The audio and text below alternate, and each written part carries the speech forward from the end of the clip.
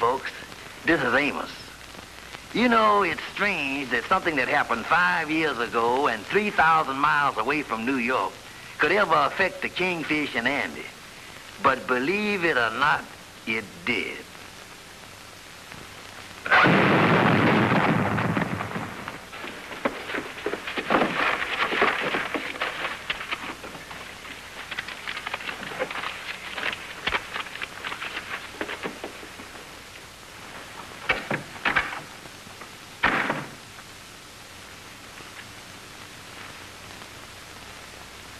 $100,000, Frank. Did you hear me, Frank? 100 G's. I still can't figure out what I done with my glasses. You sure you didn't drop them someplace? I know. I left them on top of the filing cabinet by the safe. Oh, that's great. With your fingerprints all over them. That's just like leaving your calling card. What are we going to do? Well, we'll have to get out of this town in a hurry and get to New York some way. What about the dough here? We can't take any chances carrying that with us. If we get caught, that stuff is the kiss of death.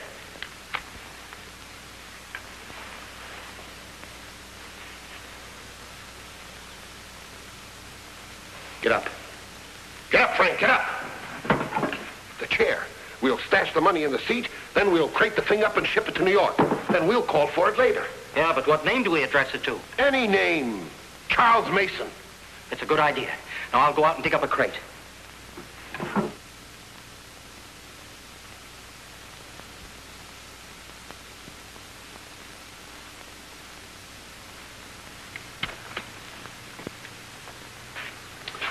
I'll mark down here, hold for pickup. That's right, because we don't know where we're going to live yet. It'll be there in about a week. Thanks, Bud. Good afternoon, boys. Hey, what are you guys doing here? Came to return your glasses, Frank, and don't try anything. I don't know what you're talking about. They ain't my glasses. That's not what the guy who sold them to you said. Where's the dough? Well, look, fellas, I don't know what you're talking about. We went to the fights last night. Come on, boys. Where's the dough? I don't know what you're talking about. Okay. Let's get downtown to headquarters. Maybe you can think better there. Well, folks, the crooks went to jail. Now it's 5 years later, and that chair is coming up for auction. $350 once, $350 twice, $350 third and last call. Sold, $350. All right, boys, bring up the next item.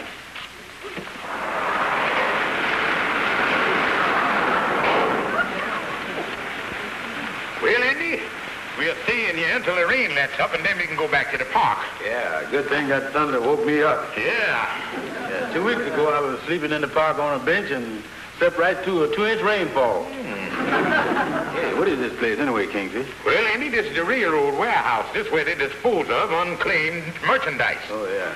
Come on, Andy, let's go down here and sit down and see what's going on. Yeah. All right, gentlemen, here's a case of merchandise. What am I bid? You're buying it sight unseen. That's a mighty big box, Andy. I wonder what's in it. Well, ask him. Mister, do you mind if I examine the contents of this box? Nothing to examine. It's addressed to an individual, Charles Mason. Never been claimed. Might be furniture. Looks like the kind of crate furniture comes in. You know, Andy, we could use a little stuff in the lodge hall. All right, gentlemen, what am I bid? Say, there might be a genuine antique in there. Let's bid 50 cents. I bid 50 cents. Don't go crazy on this, fellas. All right, I got 50. Who says $1? All right, I got $1 over there. Who'll say 2? $2. I got 2 now. Who'll say 3?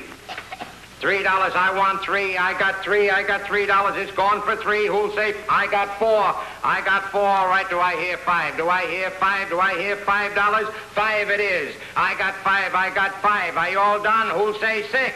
What? Sold, $6. I just sneezed. Vicente, you owe me $6.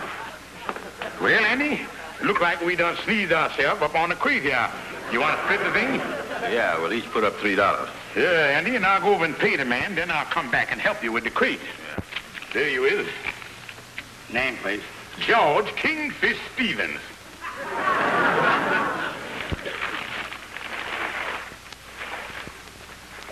Well, there it is, Amos. Well, it was nice of you fellas to think of buying something for the lodge hall, but I think you could have spent your $6 a little better than this. Well, we only figured on spending 50 cents, but the Kingfish done sneezed us into this deal. Well, the sheriff office, we could use it anyway. Looks comfortable enough, all right. Holy mackerel. What do they stuff these things with anyhow? Horsehair, I guess. Yeah, look like they left a couple of hoofs in there, too. Well, maybe there's a moral in this for you fellas someplace. Instead of loafing in the park all day, if you'd been out looking for work, you might have ended up the day getting some money instead of spending some. Yeah, I guess you're right, Amos. It's all water over the bridge and all that stuff. Well, it's something for me to put my feet on anyhow. Well, I got to get going. I'm going to see you fellas later, yeah? So long, Amos. So long, son. You know, Andy, I think it's the springs. Maybe we can loosen them up or something. Yeah, I'll go down in the basement and get a hammer and a screwdriver and see what I can do with it.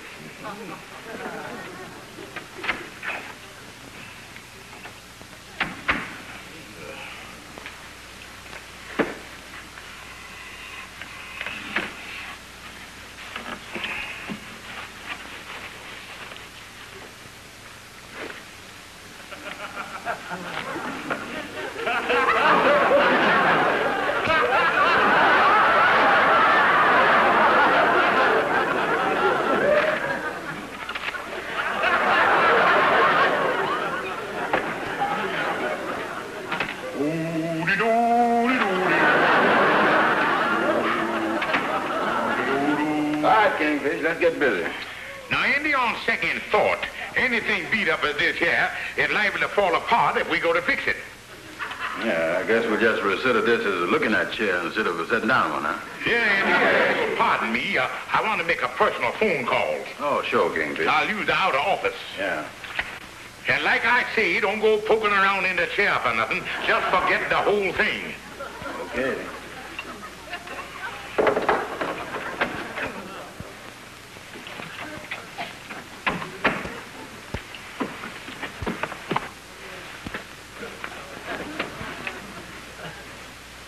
Must be some way to fix this. Hello? This the auctioneer? Well, I bought a crate from you addressed to Charles Mason for $6. Now, what I want to know, do we own whatever we buy, no matter what's in the crate? In other words, whatever I find in that case is mine 100%?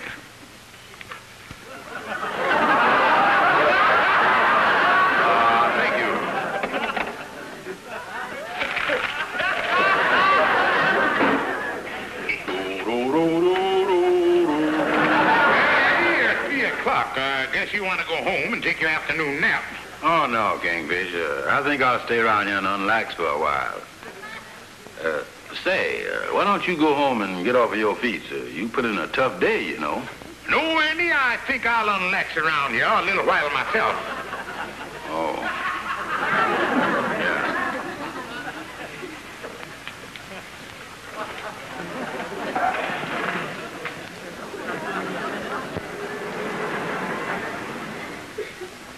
Yeah, it's 8 o'clock. Yeah. This unlaxing sure is great, ain't it? Oh, yeah. I crazy about it.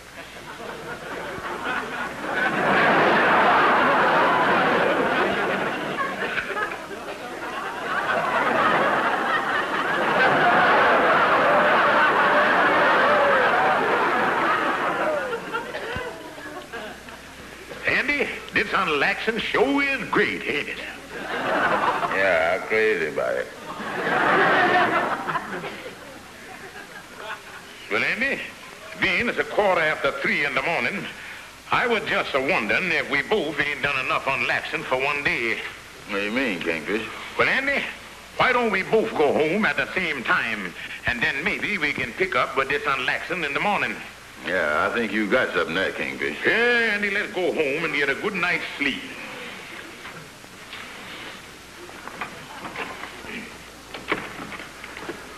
Well, I'll see you tomorrow, Andy. Yeah. See you tomorrow, Kingfish. Good night. Andy, like I said, good night. I'll see you tomorrow. Oh, yeah. See you tomorrow, Kingfish. Good night.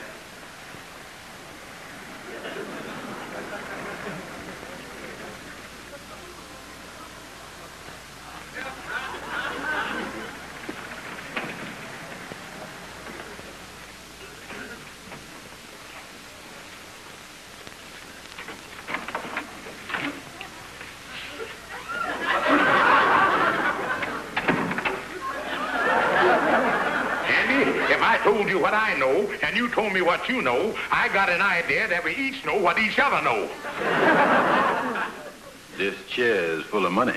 Holy smoke. And here we've been on Laxon for the last 12 hours till we both a nervous wreck. Come on, Andy, let's go.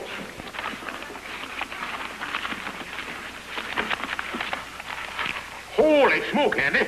There's $10,000 in each pack. Yeah, and I think it's about 10 of them in there.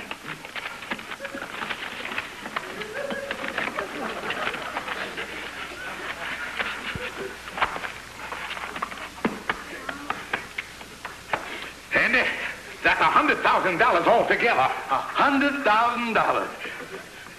Andy, that's $50,000 apiece. We are rich men. Oh, I dreamed of having $1,000, but $50,000. Oh, Andy, do you know what this means? Automobiles, servants, steaks 3 times a day. yeah, come on, let's get out of here, Kingfish. I want to go home and count this stuff all night long. After you, Mr. Rockefeller. You first, Mr. Morgan. Oh, no.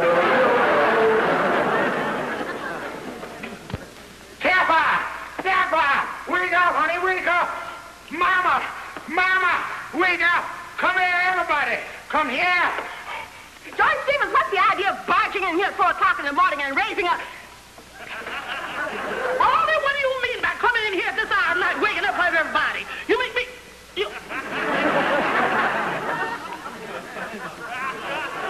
What have you got here? Honey, you remember when you used to yell at me about not bringing home the bacon? Well, there's the whole butcher shop.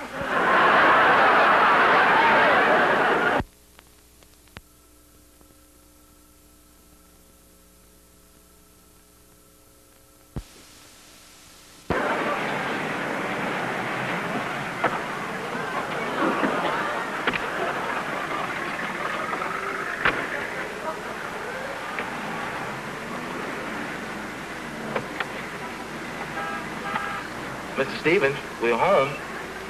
Mr. Stevens, we're home. Oh, yeah, so he is,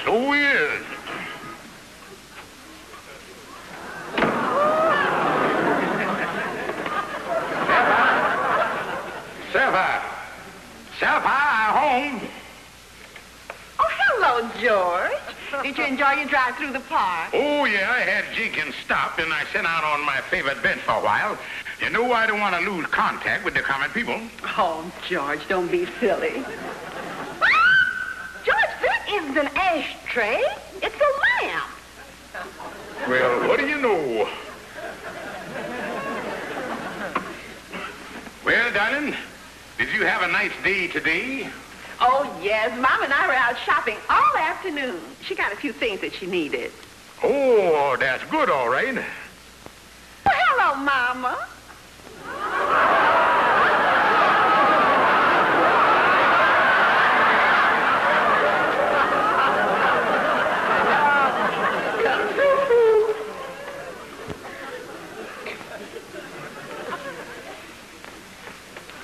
Oh, a little pomeranium.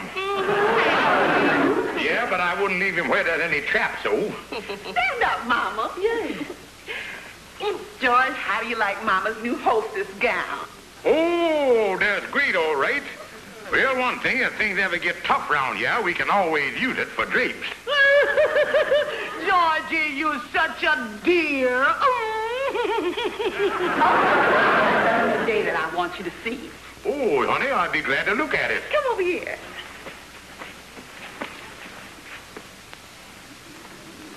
What do you think about it, George? Oh, that's good, all right. Sure is, whatever it is. Whatever it is?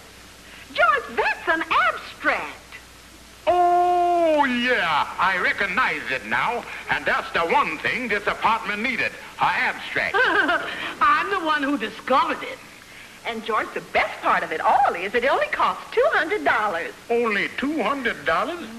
Well, I don't see how they can turn them out for that price. George, would you like some tea? Mom and I were just going to have some. No, honey, expecting Andy and Calhoun up. We're going to discuss some finance. Oh, yeah.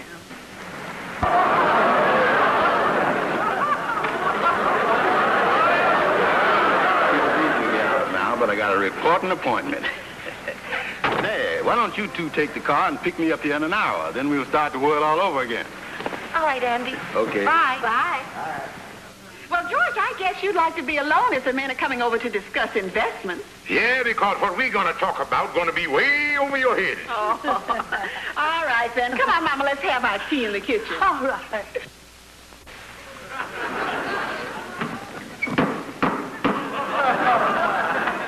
Oh, hiya, Brother Andy. Hi, Kingfish. Well, Andy, it sure is good to see you. You really is smoking longies these days. Yeah, but I ain't sure I like them, Kingfish. You see, I'm so far away from the end of the thing, though I don't know what I'm smoking. You know, Andy, since we come into this money, I ain't seen so much of you now. Well, I've been busy spending my money. But say, I got something I think you like. Shirts with my initials on them. Oh, that's very beautiful, Andy. Ain't no doubt about who you is. Yeah, I had these made by the same fella that puts the letters on the uniform for the New York Yankees. Andy, they're very pretty. Yeah.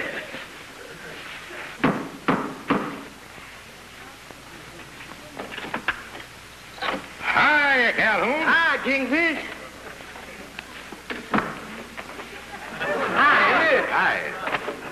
Calhoun, I don't mean to be rude, but I think you laid that there on the dining room table. Oh, sorry. Yeah, no, getting back to finances. Calhoun, have you got any idea how me and Andy should invest our money? Well, now, gentlemen, I've looked into several things. By the way, is you ever heard of annuities? Yeah, I think I is. Well, now, I'll tell you how it works. You see, you give them your money in one lump sum, and they give it back to you in dribs and drabs. Yeah. The trouble with that is, with me taking out 5 gals at a time, suppose I was dribbling faster than they was driving.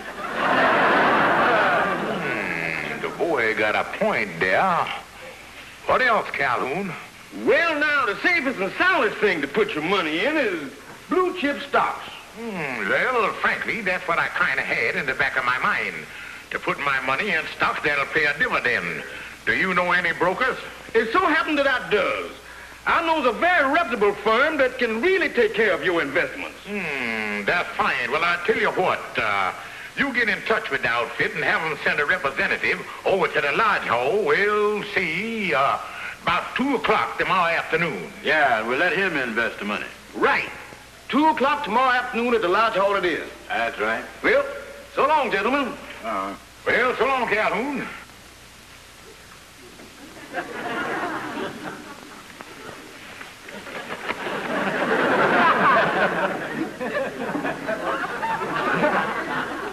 I got to get me some new glasses.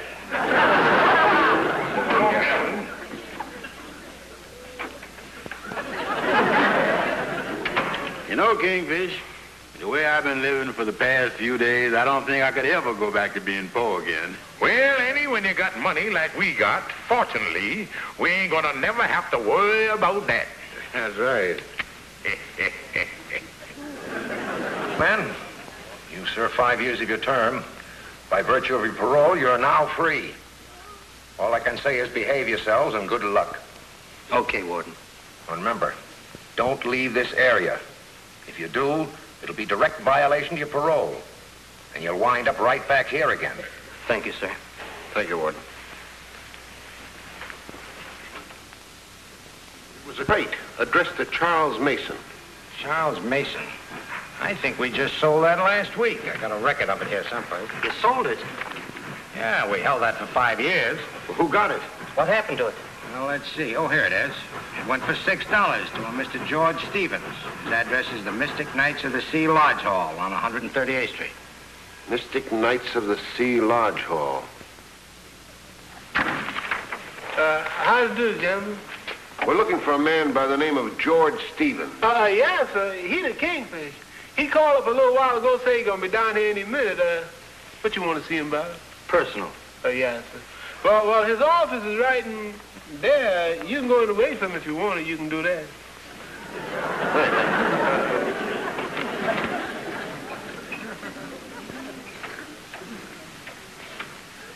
Hey, Joe, the chair. That's it.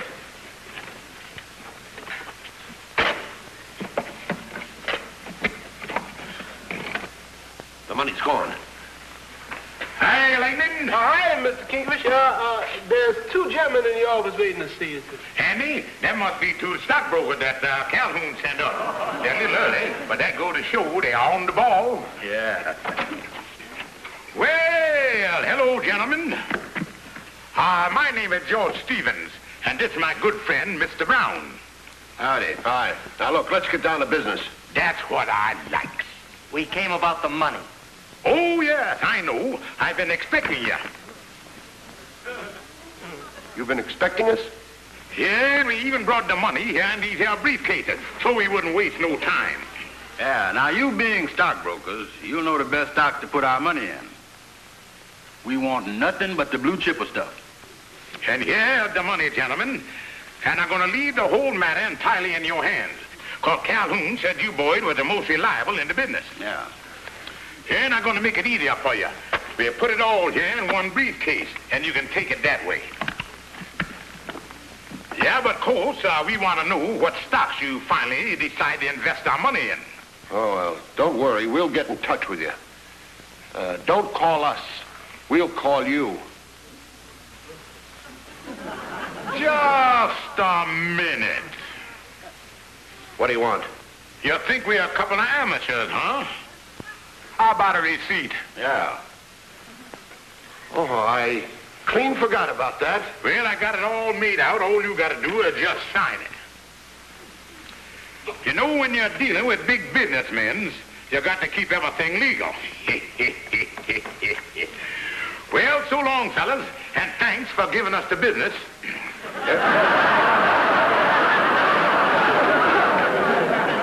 Well, Andy, that's that. Yeah, you know, I feel a lot better not having all that money on me. Oh, and me too. You know, Andy, it's better to let them smart stockbroker take it than to keep it around the house and let it fall into the hands of some crooks. Oh, yeah. Hi, gentlemen. Hi, Calhoun. Hi, Calhoun. I just dropped in to tell you about the stockbrokers. Yeah, Calhoun, thanks a lot. They were just here. Two clean-cut fellas. You say they were just here? That's right.